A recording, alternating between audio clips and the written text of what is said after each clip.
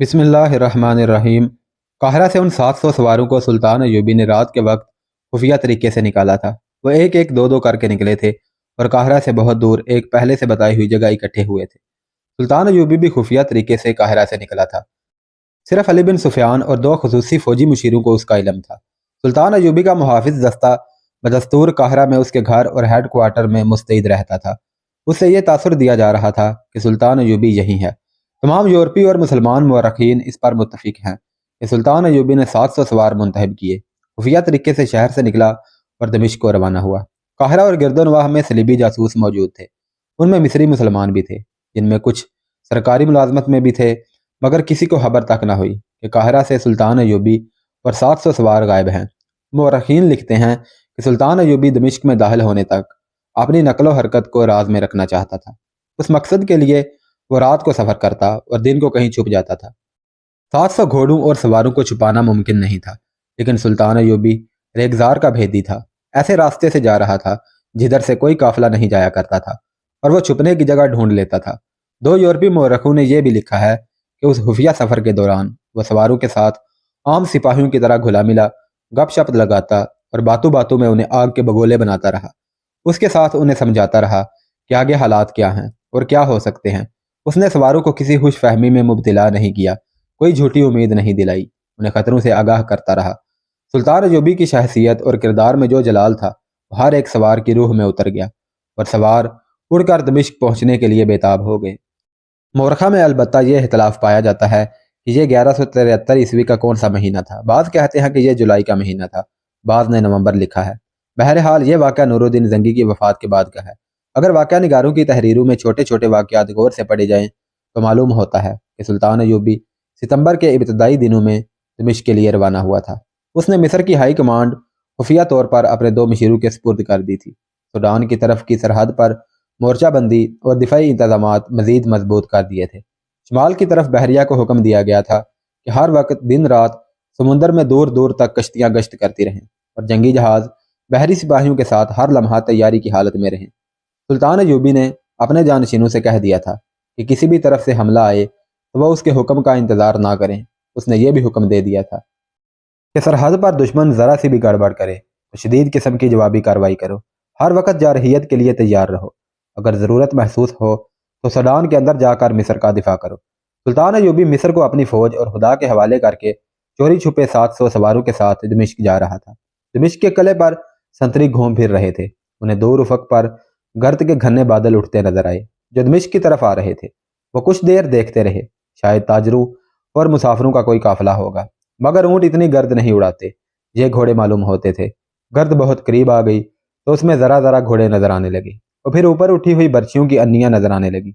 हर बर्छी के साथ कपड़े की लबूतरी झंडी थी। यह बिला शक शुबा कोई फौज थी और यह फौज खलीफा की नहीं हो सकती थी। एक संतरी ने नकारा बजा दिया। कले की दूसरी दीवारों पर भी नकारे बाज उठे। कले में जो फौज थी वह तैयारी की पोजीशनों में आ गई। दीवारों के ऊपर तीर अंदाजों ने कमानों में तीर डाल लिए। कले का कमांडर भी ऊपर आ गया। गर्द उड़ाते हुए सवार कले के करीब आ गए और हमले की तरतीब में आकर रुक गए। कले के कमांडर ने सवारों के कमांडर का झंडा देखा तो वह ठिठक गया। यह सलाहुद्दीन अयूबी का झंडा था। कलादार को सरकारी तौर पर बताया जा चुका था कि सुल्तान अयूबी ने खुद मुख्तारी का ऐलान कर दिया है, जिसका मतलब यह था कि अगर वो इस तरफ आए तो उसे बिला रोक टोक शहर में दाखिल ना होने दिया जाए। आप किस इरादे से आए हैं? कलादार ने पूछा। अगर खलीफा से मिलना है तो अपने सवार दूर पीछे ले जाएं और अकेले आगे आए। खलीफा से कह दो कि सलाहुद्दीन अयूबी बाहर बुला रहा है। सुल्तान अयूबी ने बुलंद आवाज से कहा। और तुम सुन लो, मेरे सवार पीछे नहीं जाएंगे, शहर में जाएंगे। खलीफा को इतला दो कि वह बाहर ना आया तो बहुत से मुसलमानों का खून उसकी गर्दन पर होगा। सलाहुद्दीन बिन नजमुद्दीन अयूब, कले के कमानदार ने कहा, मैं तुम्हें खबरदार करता हूँ कि तुम्हारा एक भी सवार जिंदा वापस नहीं जाएगा। मैं खलीफा के हुक्म का पाबंद हूँ। तुम्हारे लिए शहर का कोई दरवाज़ा नहीं खुलेगा। कले के बाहर जो सिपाही पहरे पर थे, उन्होंने खलीफा की तरफ एक सिपाही दौड़ा दिया था। यह उन लोगों की ड्यूटी थी कि खलीफा को खतरे से आगाह कर दें ताकि फौज को तैयारी का हुक्म दिया जाए। उधर सुल्तान अयूबी ने अपने सवारों को कुछ हुक्म दिया। सवारों ने बिजली की तेजी से हरकत की। वो और ज्यादा फैल गए। सवारों ने कमानें निकाल ली और उनमें तीर डाल लिए। उधर दमिश्क शहर का बड़ा दरवाज़ा बंद कर दिया गया और शहर की फसील पर भी तीर अंदाज तैयार हो गए। کلادار یعنی قلعے کا کمانڈر غالباً خلیفہ کے حکم یا شاید اندر سے آنے والی فوج کا انتظار کر رہا تھا۔ اس نے کوئی کارروائی نہ کی، مقابلے کے لیے وہ تیار تھا۔ خلیفہ کو باہر کی صورتحال کی اطلاع مل گئی۔ وہ بچہ تھا، ایک بار تو جوش میں آ گیا، پھر گھبرا گیا۔ اس کے مشیروں نے اس کا حوصلہ بڑھایا اور اسے حکم دلوایا کہ فوج باہر نکل کر سلطان ایوبی کو گھیرے میں لے لے اور ہتھیار ڈلوا کر سلطان ایوبی کو گرفتار کر لے۔ اس اثناء میں شہر کے لوگوں کو بھی پتہ چل گیا کہ سلطان ایوبی فوج لے کر آیا ہے۔ نور الدین زنگی کی بیوہ حرکت میں آ گئی۔ اس نے عورتوں کی جو زمین دوز جماعت بنا رکھی تھی وہ بھی سرگرم ہو گئی۔ گھر گھر اطلاع پہنچ گئی کہ سلطان ایوبی آیا ہے۔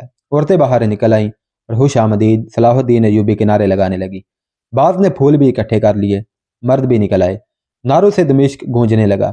خلیفہ کے حاشیہ برداروں کو شہریوں کا یہ رویہ پسند نہ آیا، مگر شہریوں کا سیلاب شہر کے دروازے پر ٹوٹ پڑا تھا۔ لوگ شہر کی فصیل پر بھی چڑھ گئے تھے اور سلطان ایوبی کو خوش آمدید کہہ رہے تھے۔ خلیفہ اور اس کے حواریوں کو سب سے بڑی چوٹ یہ پڑی کہ انہیں یہ اطلاع ملی کہ فوج نے سلطان ایوبی کے مقابلے میں آنے سے انکار کر دیا ہے۔ سپاہیوں تک تو حکم ہی نہیں پہنچا تھا۔ انکار کرنے والے سالار اور دیگر کمانڈر تھے۔ کمانڈروں میں کچھ ایسے تھے جو امراء کے پروردہ تھے۔ وہ اپنے دستوں کو تیاری کا حکم دینے لگے تو خلیفہ کے مخالف کمانڈروں نے انہیں خبردار کر دیا کہ انہوں نے سلطان ایوبی کے خلاف ہتھیار اٹھائے تو انہیں گھوڑوں کے پیچھے باندھ کر شہر میں گھسیٹا جائے گا۔ 3-4 کمانڈروں نے ایک دوسرے کے خلاف تلواریں نکال لیں۔ معاملہ خون خرابے تک پہنچنے ہی والا تھا کہ زنگی کی بیوہ آن پہنچی۔ یہ عورت پاگلوں کی طرح بھاگ دوڑ رہی تھی۔ وہ گھوڑے پر سوار تھی، گھوڑا پوری طرح ہانپ رہا تھا۔ وہ دیکھنے آئی تھی کہ فوج کیا کر رہی ہے، کہیں ہانہ جنگی کی صورت تو پیدا نہیں ہو گئی۔ اس نے یہ منظر دیکھا کہ 3-4 کمانڈر تلواریں نکالے ایک دوسرے کو للکار رہے تھے اور دوسرے بیچ بچاؤ کر رہے تھے۔ ان میں توفیق جواد بھی تھا۔ زنگی کی بیوہ کو دیکھتے ہی وہ دوڑ کر اس تک گیا اور کہا، آپ یہاں کیا کر رہی ہیں؟ یہاں کیا ہو رہا ہے؟ اس عظیم مجاہدہ نے پوچھا، کیا فوج صلاح الدین ایوبی کے استقبال کے لیے جا رہی ہے یا مقابلے کے لیے؟ زنگی کی بیوہ گھوڑے سے کود کر اتری اور ان کمانڈروں کے درمیان آ گئی جو ایک دوسرے کو للکار رہے تھے۔ اس عورت نے اپنا سر ننگا کر دیا اور ان سے چلا کر کہا، بے غیر تو پہلے اس سر کو تن سے جدا کرو، اپنی ماں کا سر اس مٹی میں پھینکو، پھر کافروں کی حمایت میں لڑنا۔ تم ان بیٹیوں کو بھول گئے ہو جنہیں کافر اٹھا کر لے گئے تھے۔ تم اپنی ان بچیوں کو بھول گئے ہو جو کافروں کی درندگی سے مر چکی ہیں۔ تم کس کی حمایت میں ایک دوسرے کے خلاف تلواریں نکالے ہوئے ہو؟ میرے بیٹے کے وفادار کافر ہیں، آؤ پہلے میری گردن اڑاؤ، پھر ایوبی کے مقابلے میں جانا۔ زنگی کی بیوہ کے آنسو بہہ رہے تھے، منہ سے جھاگ پھوٹ رہی تھی۔ کمانڈروں نے تلواریں نیاموں میں ڈال لیں اور سر جھکا کر ادھر ادھر ہو گئے۔ کیا فوج نے حکم عدولی کی ہے؟ یہ خلیفہ کے ایک مشیر کی گھبرائی ہوئی آواز تھی جس نے خلیفہ کے دربار میں سناٹا طاری کر دیا۔ محافظوں کے دستے باہر نکالو، ایک امیر نے غصے سے کہا، جم کر مقابلہ کرو۔ تھوڑی ہی دیر بعد محافظوں کے دستے تیار ہو گئے۔ اس وقت شہریوں کا ہجوم اور زیادہ بڑھ گیا تھا۔ عورتیں چلا رہی تھیں، دروازے کھول دو، ہماری عصمتوں کا پاسبان آیا ہے۔ مرد نعرے لگا رہے تھے۔ محافظ دستوں کو آگے بڑھنے کا راستہ نہیں مل رہا تھا۔ اس وقت خلافت کا قاضی کمال الدین سامنے آ گیا۔ وہ خلیفہ کے دربار میں گیا۔ قاضی کی حیثیت سب سے اونچی اور قابل احترام سمجھی جاتی تھی۔ اس نے خلیفہ سے کہا کہ اگر اس نے صلاح الدین ایوبی کے مقابلے کے لیے اپنی فوج بھیجی تو شہری اس فوج پر ٹوٹ پڑیں گے۔ اس سے زیادہ تر نقصان شہریوں کا ہوگا، خانہ جنگی ہوگی، اپنے ہاتھوں اپنے بچوں اور عورتوں کو مروانے کے علاوہ سب سے بڑا نقصان یہ ہوگا کہ صلیبی فوج جو یہاں سے دور نہیں کسی مزاحمت کے بغیر اندر آ جائے گی، پھر آپ رہیں گے نہ آپ کی خلافت اینٹ سے اینٹ بچ جائے گی۔ شریعت کا حکم یہ ہے کہ بھائی بھائی کے خلاف نہیں لڑ سکتا۔ ذرا باہر آ کر لوگوں کی بےتابیاں دیکھیں، کیا آپ اس طوفان کو روک لیں گے؟ شہر کی چابی میرے حوالے کر دیں، قاضی کمال الدین نے کہا۔ چابی قاضی کے حوالے کر دی گئی۔ اس نے اپنے ہاتھوں شہر کا دروازہ کھولا۔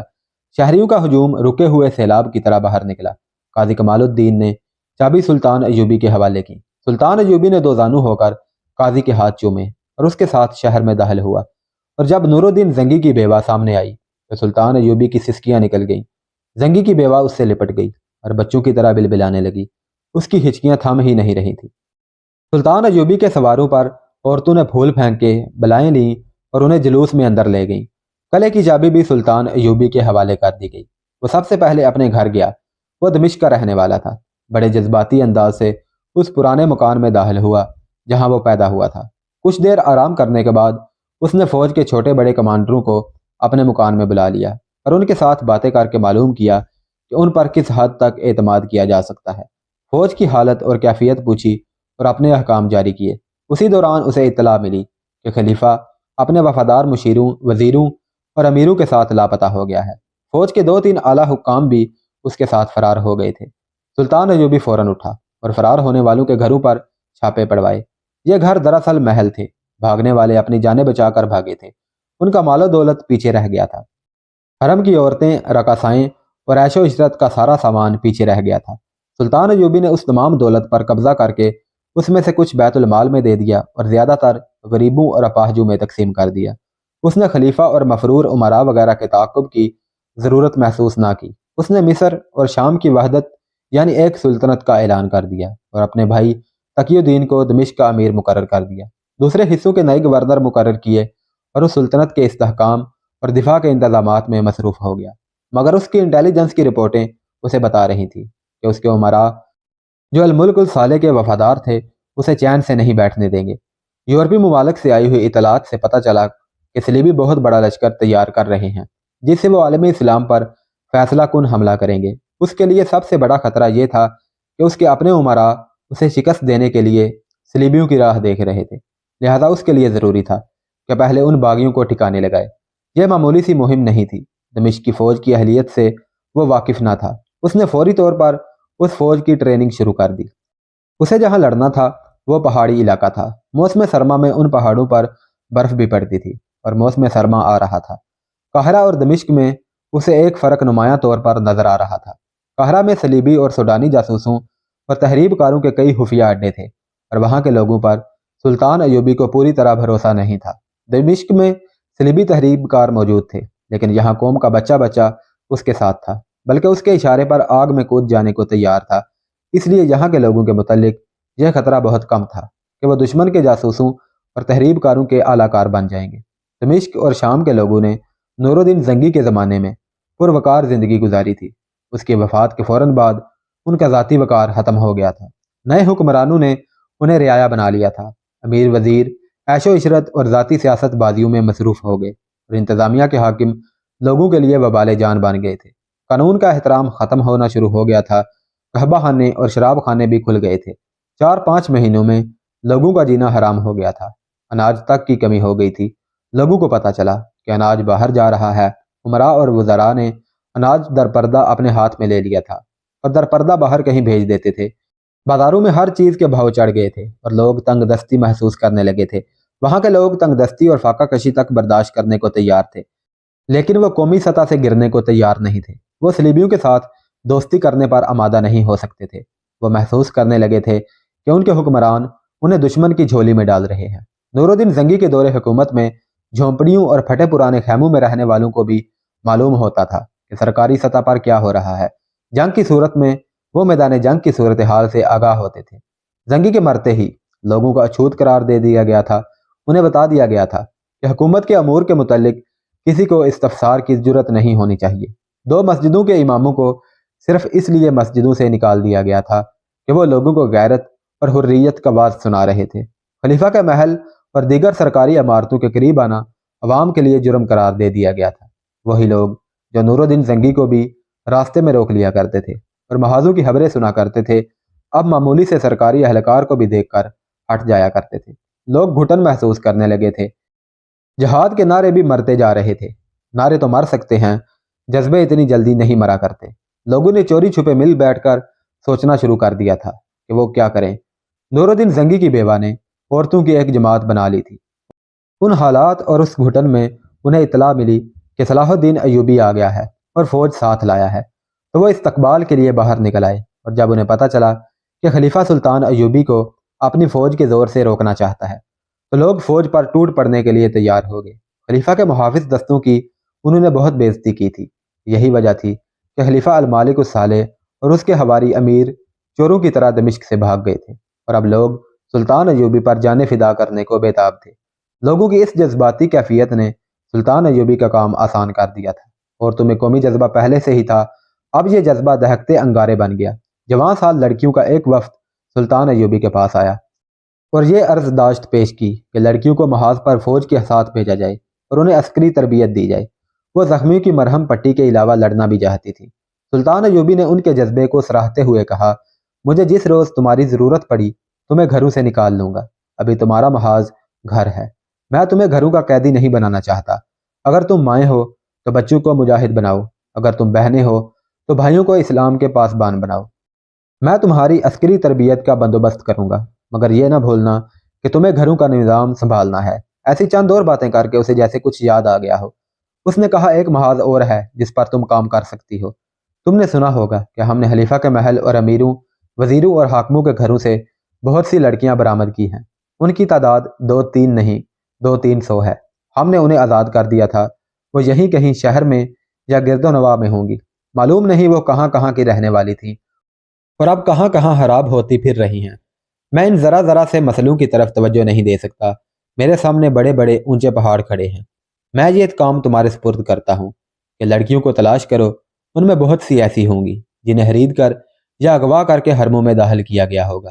اب ان کا مستقبل یہی ہے کہ وہ خفیہ قحبہ خانوں میں چلی جائیں گی، سرائے میں مسافروں کی خدمت کریں گی اور ذلیل و خوار ہوتی پھریں گی۔ ان کے ساتھ کوئی شادی نہیں کرے گا۔ انہیں ڈھونڈو اور ان میں کھوئی ہوئی عزت از سر نو پیدا کر کے ان کی شادیوں کا انتظام کرو۔ لڑکیوں نے اس مہم کا آغاز کر دیا۔ انہوں نے اپنے گھروں کے مردوں کی مدد حاصل کی اور چند دنوں میں کئی ایک لڑکیاں برآمد کر کے انہیں اپنے گھروں میں رکھ کر ان کی تربیت شروع کر دی۔ ان بد نصیب لڑکیوں میں سحر نام کی ایک لڑکی تھی جسے زبردستی رقاصہ بنایا گیا تھا۔ اسے ایک امیر کے گھر سے برآمد کر کے رہا کیا گیا تھا۔ اس نے ایک غریب گھرانے میں پناہ لے رکھی تھی۔ اتفاق سے لڑکیوں کو پتہ چلا تو اسے وہاں سے لے آئیں۔ اس نے جب دیکھا کہ دمشق کی لڑکیاں باقاعدہ فوج کی طرح کام کر رہی ہیں تو اس کی سوئی ہوئی غیرت بیدار ہو گئی اور اس میں جذبہ انتقام بھی بیدار ہو گیا۔ اس نے لڑکیوں کو بتایا کہ اس کے ساتھ کی ایک رقاصہ سرائے کے مالک کے پاس ہے۔ سحر سرائے کے مالک کو جانتی تھی۔ اس نے بتایا کہ یہ آدمی صلیبیوں کا جاسوس ہے۔ اس نے ایک تہہ خانہ بنا رکھا ہے جہاں فدائی یعنی حشیشین اور صلیبی جاسوس راتوں کو جاتے ہیں، رقص ہوتا ہے اور شراب کے مٹکے خالی ہوتے ہیں۔ سحر کو بھی ایک رات وہاں لے جایا گیا تھا۔ اس نے کہا، میں ان جاسوسوں کو پکڑوا سکتی ہوں، لیکن میں انہیں پکڑوانا نہیں چاہتی۔ سرائے کے مالک کو اپنے ہاتھوں قتل کرنا چاہتی ہوں، مگر یہ کام میں اکیلے نہیں کر سکتی، تم میرا ساتھ دو۔ لڑکیاں تیار ہو گئیں۔ انہوں نے ایک منصوبہ تیار کر لیا۔ اس کے مطابق ایک شام سحر پردے میں سرائے کے مالک کے پاس چلی گئی۔ وہ اسے دیکھ کر بہت خوش ہوا۔ سحر نے کہا، میں فوراً تمہارے پاس پہنچ جاتی، لیکن شہر میں پکڑ دھکڑ ہو رہی تھی۔ مجھے ڈر تھا کہ میں تمہارے پاس آئی تو تم بھی پکڑے جاؤ گے۔ میں ایک غریب سے گھرانے میں یتیم لڑکی بن کر چھپی رہی۔ اب حالات صاف ہو گئے ہیں، تم پر کسی نے شک نہیں کیا، اس لیے تمہارے پاس آ گئی ہوں۔ سرائے کا مالک اسے اپنی رقاصہ کے پاس لے گیا۔ وہ بھی بہت خوش ہوئی۔ اس شام کے بعد وہ چند راتیں وہیں رہی۔ اس نے دیکھا کہ خلیفہ اور عیاش امراء کے چلے جانے اور سلطان ایوبی کے اتنے سخت احکام کے باوجود سرائے کے تہہ خانے میں رونق وہی تھی۔ اس میں کوئی فرق نہیں آیا تھا۔ مسافر اپنے قبروں میں سو جاتے تھے تو تہہ خانے کی دنیا آباد ہو جاتی تھی۔ وہاں اب بھی صلیبی جاسوس اور فدائی آتے تھے۔ سحر ان کا دل لبھاتی رہی اور راتوں کو ناچتی اور انہیں شراب پلاتی رہی۔ یہ لوگ مسافروں کے بحروب میں سرائے میں آتے تھے۔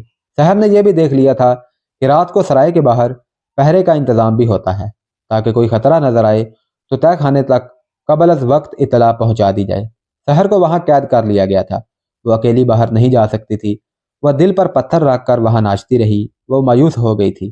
وہ انتقام لینے آئی تھی مگر قید ہو گئی۔ اس نے کسی بار اپنی مایوسی کا اظہار نہ ہونے دیا۔ اس سے یہ فائدہ ہوا کہ وہ لوگ اس پر اعتماد کرنے لگے۔ بعض راز کی باتیں بھی اس کے سامنے کر گزرتے تھے۔ ایک رات تہہ خانے کی محفل میں ایک صلیبی جاسوس نے سرائے کے مالک سے کہا، ہم ان 2 لڑکیوں سے اکتا گئے ہیں، کوئی نئی چیز لاؤ۔ سحر اور دوسری رقاصہ بھی وہیں تھی۔ دوسری رقاصہ کو تو افسوس ہوا ہوگا۔ سحر کو امید کی ایک کرن نظر آ گئی۔ سرائے کے مالک نے کہا کہ صلاح الدین ایوبی نے ایسی فضا پیدا کر دی ہے کہ اب دمشق میں کوئی رقاصہ یا کوئی نئی چیز نہیں مل سکے گی۔ مل کیوں نہیں سکے گی؟ سحر نے کہا، جن ناچنے گانے والیوں کو امیروں کے گھروں سے پکڑ کر آزاد کر دیا گیا تھا وہ ابھی یہی ہیں، میری طرح وہ بھی چھپی ہوئی ہیں۔ اگر تم لوگ مجھے 2-3 روز کے لیے باہر جانے دو تو میں انہیں پردہ دار خواتین کے بھیس میں یہاں لے آؤں گی۔ سحر کو اس وقت تک قابل اعتماد سمجھ لیا گیا تھا۔ انہوں نے اسے اجازت دے دی اور کچھ رقم بھی دے دی۔ صبح ہوئی تو سحر پردے میں باہر نکل گئی۔ 4-5 روز بعد سرائے کے چور دروازے سے 8 مستورات داخل ہوئیں اور سرائے کے مالک کے کمرے میں چلی گئیں۔ مستورات نے برقع نما لبادے اوڑھ رکھے تھے جن میں ان کے چہرے چھپے ہوئے تھے۔ کمرے میں آ کر سب نے نقاب اٹھا دیے۔ سرائے کے مالک نے آنکھیں مل کر انہیں دیکھا۔ اسے یقین نہیں آ رہا تھا کہ یہ سب جوان لڑکیاں تھیں اور ایک سے ایک بڑھ کر خوبصورت۔ ان کے ساتھ سحر تھی۔ اس نے بتایا کہ ان میں سے کون کون کس کے پاس تھی، اور یہ بھی بتایا کہ رقص دیکھ کر اور گانا سن کر تم پر مدہوشی طاری ہو جائے گی۔ اس نے کہا آج رات اپنے تمام دوستوں کو تہہ خانے میں بلاؤ۔ سرائے کا مالک پاگلوں کی طرح اٹھ دوڑا۔ وہ اپنے ساتھیوں کو رات تہہ خانے میں آنے کو کہنے گیا تھا۔ سحر لڑکیوں کو دوسری رقاصہ کے پاس لے گئی۔ وہ رقاصہ انہیں دیکھ کر حیران ہوئی کہ وہ ان میں سے کسی کو بھی نہیں جانتی تھی۔ اس رقاصہ نے ایک لڑکی کے ساتھ اپنی محسوس اصطلاحوں میں بات کی تو وہ لڑکی ذرا جھینپ گئی۔ سحر نے اسے کہا کہ یہ ڈری ہوئی ہیں، میں انہیں زمین کے نیچے سے نکال کر لائی ہوں۔ رات کو ان کا فن دیکھ کر تم سمجھ جاؤ گی کہ یہ کون ہیں اور کہاں سے آئی ہیں۔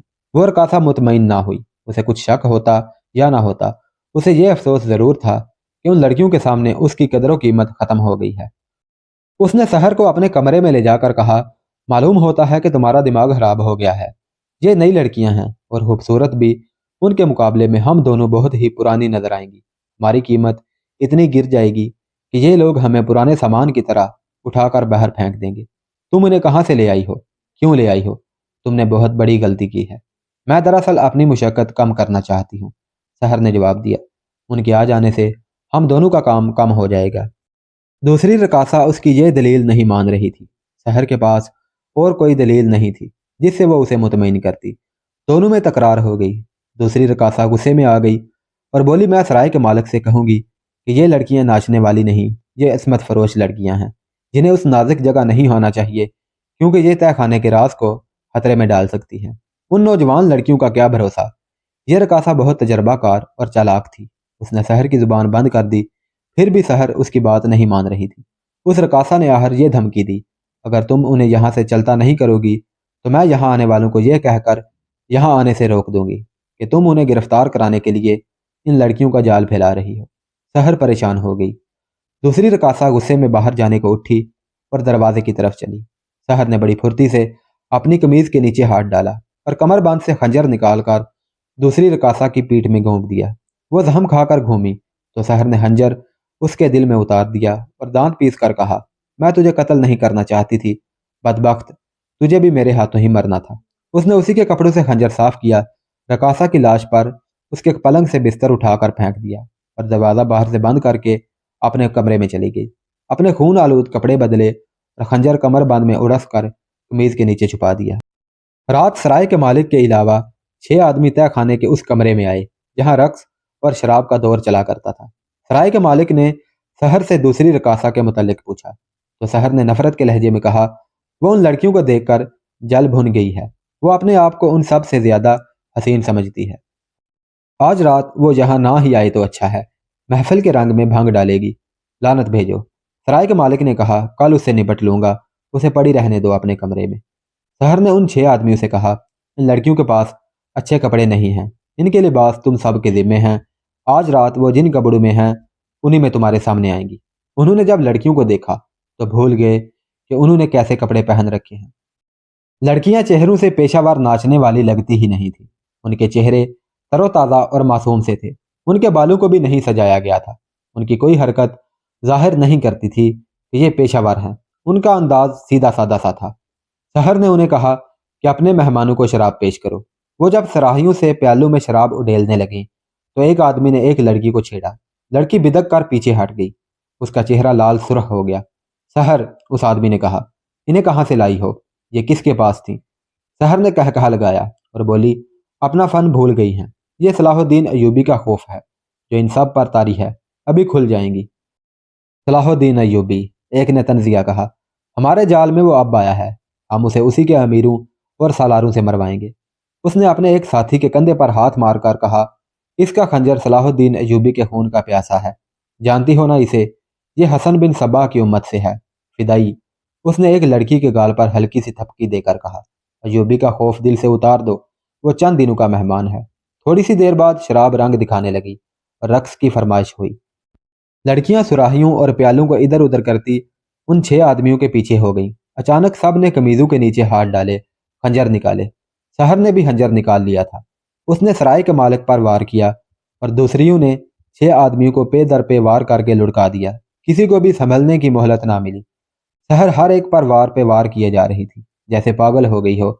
उसने इंतकाम ले लिया। ये लड़कियां शरीफ घरानों की बेटियां थीं, जो सुल्तान अयूबी के पास अर्जदाश्त लेकर गई थी कि वो मर्दों के दोष बदोश लड़ना चाहती हैं। उन्होंने ही शहर को एक गरीब घराने से बरामद किया था। उसने जब लड़कियों को जंगी पैमाने पर काम करते देखा तो उसे सराय के मालिक का ख्याल आ गया था। उसने लड़कियों को बता दिया था कि सराय का तह खाना जासूसों और तहरीबकारों का अड्डा है। उन लड़कियों की मदद से वो उन्हें पकड़वाना चाहती थी, मगर वहां गई तो सराय के मालिक ने उसका बाहर निकलना बंद कर दिया। जासूसों की इस फरमाइश पर कि नई लड़कियां लाओ, उसे मौका मिल गया। उसे नई लड़कियां लाने की इजाज़त मिल गई। उसने उन लड़कियों से जिक्र किया और कहा कि वो नई लड़कियां बनकर चलें और उन आदमियों को ख़त्म किया जाए। लड़कियां तैयार हो गईं। उन्होंने स्कीम बनाई और उसके साथ चली गईं। उन्होंने ये सोचा ही नहीं था कि उन आदमियों को अपने जाल में फांस कर गिरफ्तार कराया जाए। अगर उन्हें गिरफ्तार कराया जाता तो उनसे बड़ी कीमती मालूमात हासिल की जा सकती थी और उनसे निशानदही करवा के उनके कई और साथी पकड़ाए जा सकते थे। मगर लड़कियां जोशीली और जज्बाती थी। वो इतना ही जानती थीं कि दुश्मन को हलाक किया जाता है।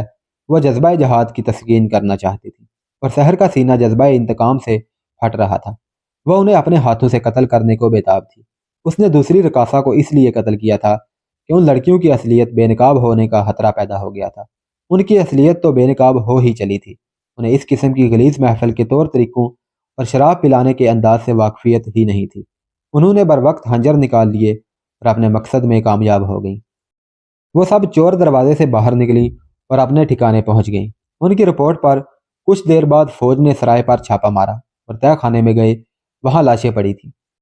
तय खाने के कमरों की तलाशी ली गई। एक कमरे से दूसरी रकासा की लाश बरामद हुई और सराय के मालिक के कमरे से कई एक सबूत मिले कि ये लोग जासूस और तहरीबकार थे।